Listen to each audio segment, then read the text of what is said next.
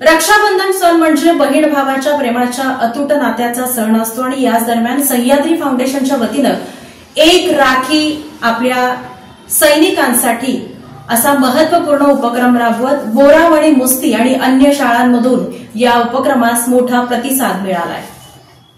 कारगिल विजय दिनाचे औचित्य साधून दक्षिण सोलापूर तालुक्यातील उळेचे उपसरपंच तसेच सह्याद्री फाउंडेशनचे संस्थापक अध्यक्ष नेताजी भाऊ खंडागळे यांच्यातर्फे राबवण्यात आलेल्या एक राखी सैनिक बांधवांसाठी या उपक्रमाला बोरामणी भागातील विविध शाळांचा उत्स्फूर्त प्रतिसाद लाभला।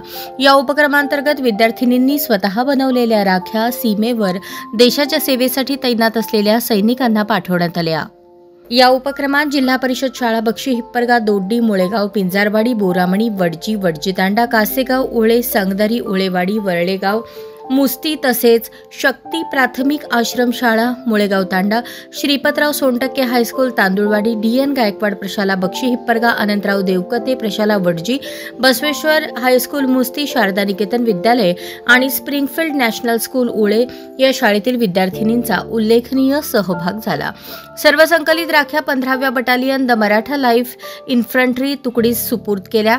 या सर्व राख्या 15व्या battalion the Maratha light infantry तुकडीमार्फत सीमेवर पोहोचवण्यात येणार आहेत।